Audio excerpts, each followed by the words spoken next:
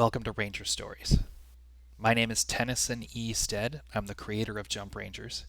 And this is the show where I read things that I'm writing in the Jump Rangers universe and probably edit and discuss them for your viewing pleasure.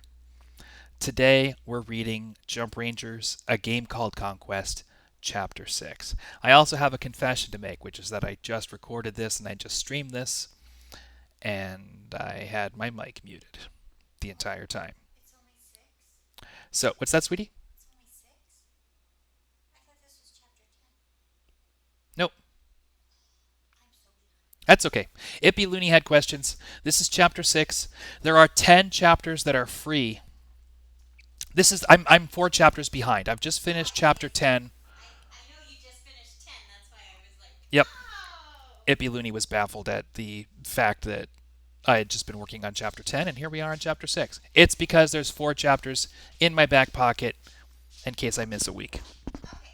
Um, If you'd like to catch up on previous episodes of Ranger Stories, you can find those episodes on our YouTube channel at youtube.com/jumprangers. Let's begin.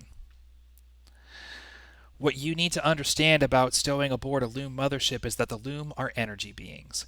When they're not living inside a giant battery, they're living inside a giant robot. Heat, air, food, and water are things the Loom just don't need. Consequently, things like heat and water can be pretty hard to find on a Loom mothership. We're just going to double check and make sure that I actually am live. Test. Okay. I can see the sound bar. I can see that we have audio, and I'm a little bit it's one of those days. Basically, there are 2 ways around this problem. First, you have the laboratories.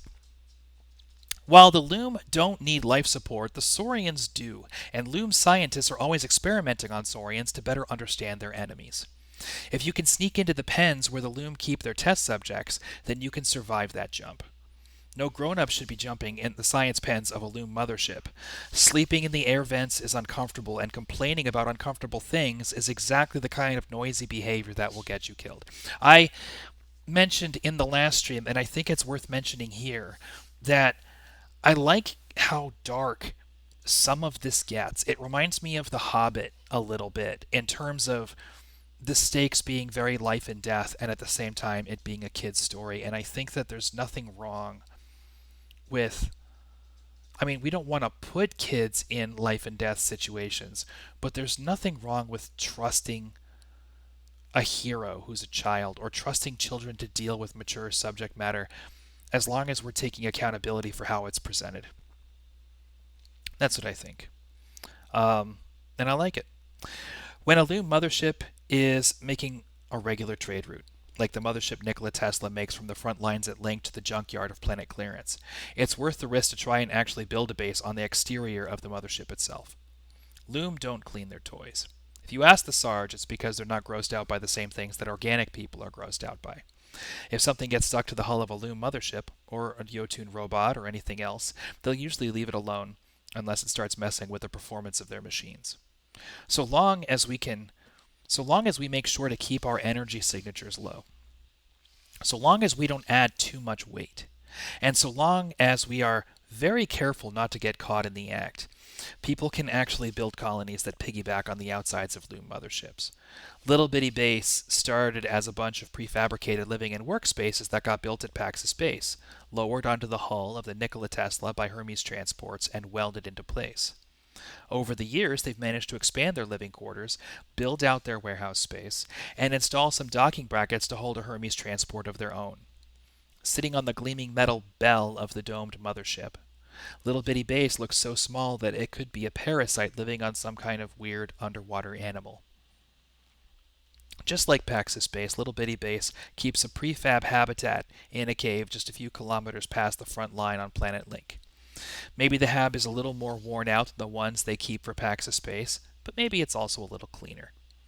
When things are quiet on the mothership Tesla, they send their Hermes out to pick up anyone waiting at the safe hab, along with any mail and supplies that got left by the scouts at Pax's base. More often than not, the pilots of the Hermes will wait for things to quiet down at the Loom's spaceport before sneaking back and docking with Little Bitty Base. But getting to the hab is all there is to sneaking aboard the mothership Nikola Tesla. Living in Loom space is something that grown-ups can do. Exploring Loom space Better leave that to the Jump Rangers. So why exactly does the mothership Nikola Tesla keep picking up broken robots and other smashed up loom tech from the battlefields of Planet Link, hauling it halfway across the galaxy, and dumping it on planet clearance? Who knows, but everybody's got a theory. Most people figure that planet clearance is some kind of sacred graveyard. The Sarge says they probably take their machines pretty personally because their machines are how they experience the world. Me? I think they just don't want anyone looking too closely at their gear. Getting onto Little Bitty Base took a few days, but we spent most of that time waiting at the safe hab. Once we got on board, we had another day or two before the mothership left for planet clearance. Getting Melinda Nova across the front lines took some work, but the point that I'm making is that the Sarge and I had a whole lot of time to talk. Before I go any further, I should mention that the Sarge and I never actually told Melinda Nova what we found on the vitriol. What's more, we haven't said anything about what's happening between Admiral Paxis and the Rangers. When you tell an adult that something's wrong, they're going to try and fix it. Nothing will fix the fact that there's been a whole civilization of space mice living right under our noses for who knows how long. The smart rule. That's the rule telling Jump Rangers to look around and figure things out before making things any messier than they already are. Telling grown-ups like Melinda Nova stories that are guaranteed to scare them is never a good idea, so the Sarge and I only talked about these things when we were sure the professor was sleeping. What I'm hearing from Most Glorious and Exceptional Squeak is that these nomads got the spore bugs to fight the Saurian horde and start cleaning up their planet. When all that work is done, they just get up and leave. Nobody has to get rid of them. They just up and go. Nodding, the Sarge confirms my understanding. Why would they do that? Why would they go to all that trouble and not keep the planet? Maybe the trash and the alien tech is just what they eat. Reasonable. Possible. Anyway, it's beside the point. My point is that the same thing could work on Earth. War is messy, right? Right now, I'm not even sure there's an environment left on Earth to save. Imagine how bad things would be after a war big and crazy enough to drive the Saurians away. Never mind all the people that would die in such a war. Never mind all the Undersaurs and Rexors. Winning that war would destroy what's left of our homeworld, if winning is even possible. The Sarge broke things down like this. When Arden Paxis fought the Saurians off of planet Battleground, he was fighting a mining installation from a miner house. House Dragon is in charge of Earth, and they've got mining operations and water harvesters on every corner of the planet. Worse, House Dragon has the full support of House Talon, the rulers of the Saurian Empire. If Paxis really is fighting to win back Earth, it makes sense to start an Undersaur revolt on Soros. Keeping House Talon busy on Soros would help when Paxis brings his fleet to Earth, but this whole plan depends on Paxis being able to fight battle after battle without losing his fleet. Once upon a time, humanity thought we were the toughest and the strongest. History has taught us that there's always someone tougher and stronger. For us, it was the Saurians. For the Saurians, maybe it's the Loom. Maybe it's the spore bugs. Trying to bully the Saurian horde into leaving Earth might work. If it does, it's going to get a whole lot of people killed. A whole lot. I like that. I put a lot of people killed before, but a whole lot of people. Listen, Most Glorious and Exceptional Squeak, I don't think that paragraph is done. We've been working on this. I already did over it once, but let's just take a look.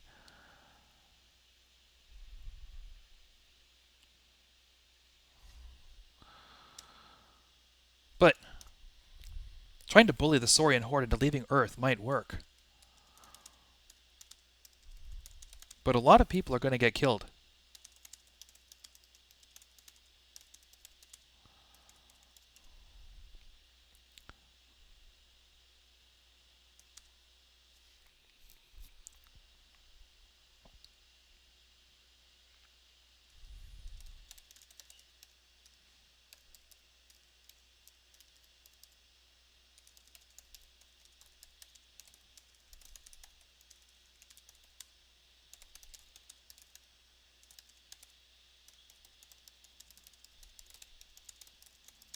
Okay, here we go.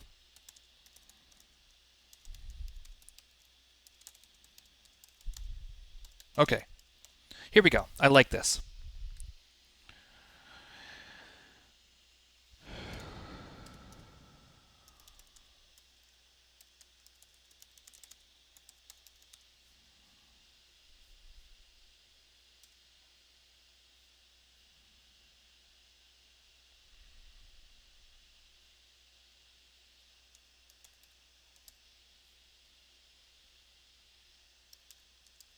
Okay.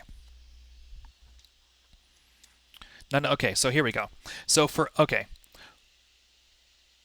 let's just take the whole paragraph and see if it flows. If Paxos really is fighting to win back our home world, I like that better than Earth. If Paxos really is fighting to win back our home world, it makes sense to start an understore revolt on Soros. Keeping House Talon busy on Soros would help when Paxos brings his fleet to Earth, but this whole plan depends on Paxos being able to fight battle after battle without losing his fleet. Once upon a time, humanity thought we were the toughest and the strongest. History has taught us that there's always someone tougher and stronger. For us, it was the Saurians. For the Saurians, maybe it's the Loom. Maybe it's the spore bugs. Trying to bully the Saurian horde to leaving Earth might work, but it's not likely.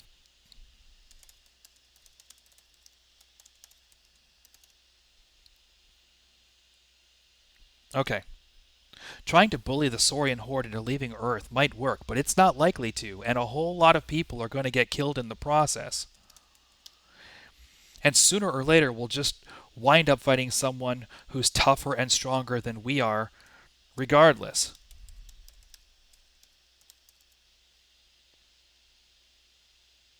Anyway. Okay. Alright. One more time. From the top, if Paxos really is fighting to win back our homeworld, it makes sense to start an undersoul revolt on Soros. Keeping House Talon busy on Soros would help when Paxos brings his fleet to Earth. But this whole plan depends on Paxos being able to fight battle after battle without losing his fleet. Once upon a time, humanity thought we were the toughest and the strongest. History has taught us that there's always someone tougher and stronger. For us, it was the Saurians. For the Saurians, maybe it's the Loom. Maybe it's the spore bugs. Maybe it's us.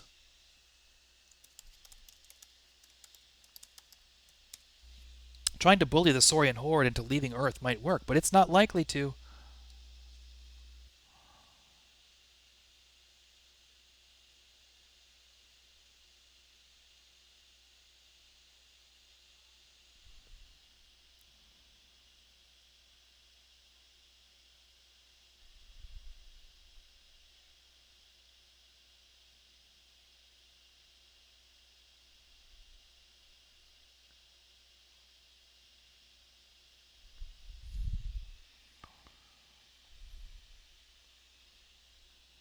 But it's more likely not to. Okay.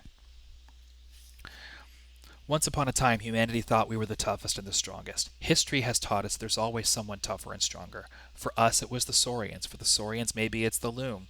Maybe it's the spore bug. Maybe it's us. Trying to bully the Saurian horde into leaving Earth might work, but it's more likely not to, and a whole lot of people are going to get killed in the process, and sooner or later we'll just wind up fighting someone who's tougher and stronger than we are anyway. There needs to be another solution. There needs to be another plan. That's the word. There needs to be another plan. Listen, Most Glorious and Exceptional Squeak had a lot of nasty things to say about these nomads. If MGE Squeak was telling the truth, then basically nobody on Planet Mist liked what the nomads did to get the Saurian horde off their planet and start repairing the damage. But it sounds to me like the Sergeant and I need to get the other side of the story. We need to find one of these nomads and ask them what's really going on here. Maybe finding the nomads will give us a better, safer way to save Earth. Maybe we can convince Admiral Paxos to give up his war. Who knows? Maybe Most Glorious and Exceptional Squeak was right, and the nomads are dangerous because of what they did. Two things I know for sure are these. Thing one, the Sarge and I had better go find these things out for ourselves.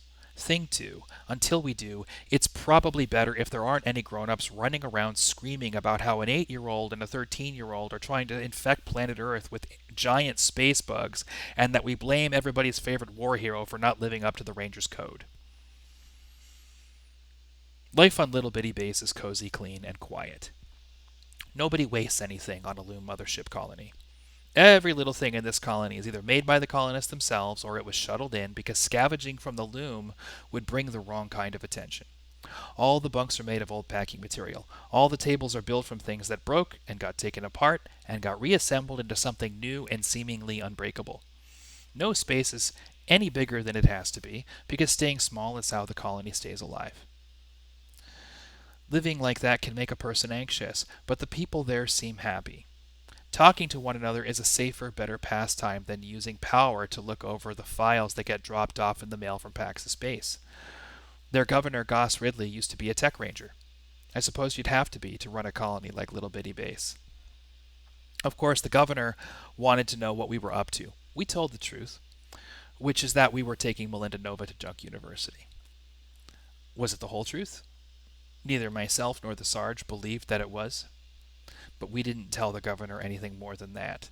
Joining us in the colony's mess hall, Governor Ridley served us a fresh dinner of homegrown vegetables and what had to be the only fresh meat on the colony. Prying for details about our mission, the governor got us talking about life in the Rangers and some of the adventures we've had together. No doubt they could sense that we were holding something back. Curious as they were, they knew when to stop pushing. To me, that's a sign of decency. When we got to planet clearance, the Hermes pilot waited to launch until the mothership Nikola Tesla started dropping debris on the planet's surface. To the loom, we probably looked like just another piece of junk. Blasting off across the surface of the planet, we crossed mountain ranges and valleys and plains of shattered loom wreckage, all of it gleaming dimly against the cloudy sky.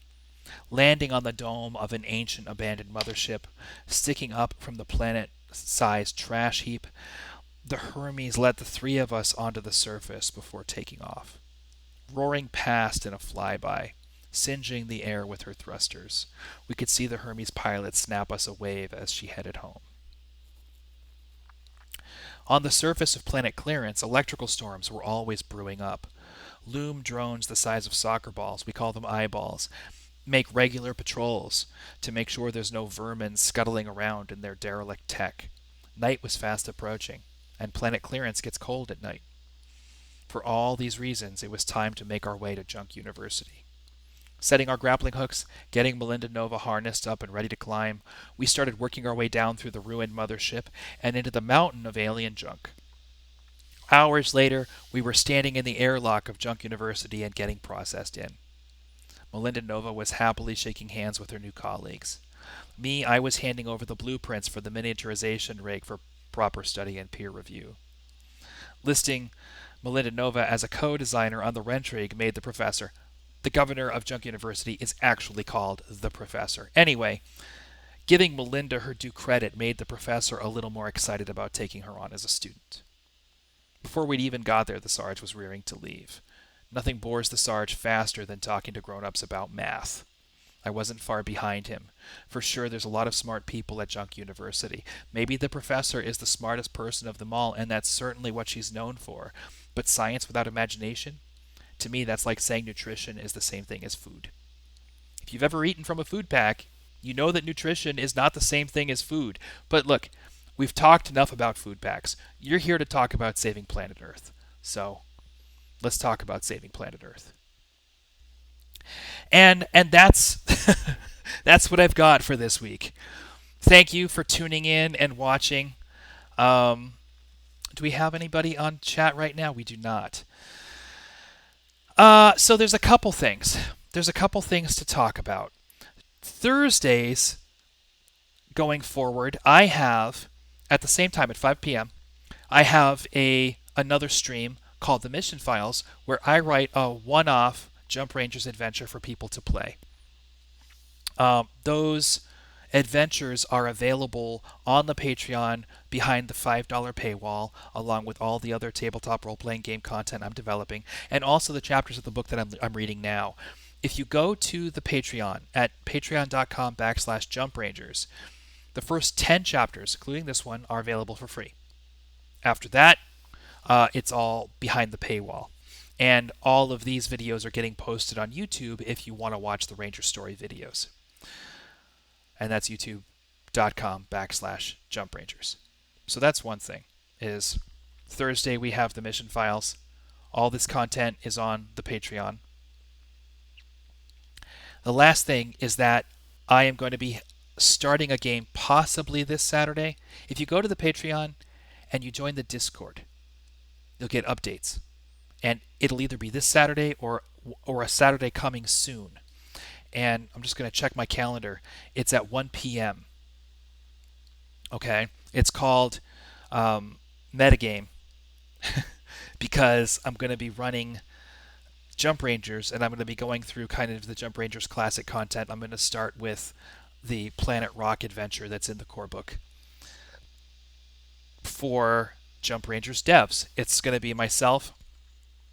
Ippy Looney's going to play Federico Estevao, who is our art director and currently our one and only concept designer on Jump Rangers. You can see his work for free on the Patreon. It's all available, and you can just click on the concept art button and it'll list all of his work for easy reference.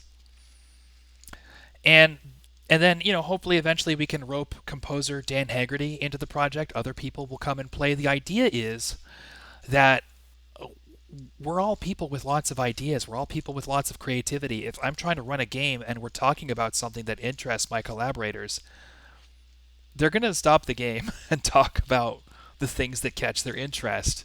It's going to be hard for me to finish running the game when they're trying to design the world or write the music or whatever it is that is occupying their mind at that particular moment. And I think that's funny. So I think it's something that you don't get to see in gaming streams all that often, and it kind of brings the storytelling and the creative process of building Jump Rangers together in a fun, unique way. So that's what we're gonna do. And this is a venue for doing that, and I'm excited. I think it's gonna be a unique thing to see in the tabletop streaming genre. So this Saturday or next Saturday, find out on the Discord, and I'll definitely put it on the streaming schedule as soon as I have a final answer on that. And that's it. Thank you so much for watching. You can catch up on old episodes if you're seeing this on Twitch. You can catch up on old episodes on the YouTube, youtube.com/Jump Rangers. Again, the Patreon is patreon.com/Jump Rangers. It's all in the links. Have a great week. I will see you on Thursday at 5 for the mission files if you're joining me. I would love to have that be a collaborative writing process. Doesn't need to be. So, no pressure, but I would love to see you. And certainly I hope people show up for us with Federico. Either way, it's going to be on the YouTube. We'll keep it for posterity. And I've already started working on the I'm excited. I'll just leave it at that. It's going to be fun. I'll see you soon. Thank you for watching. Have a great night.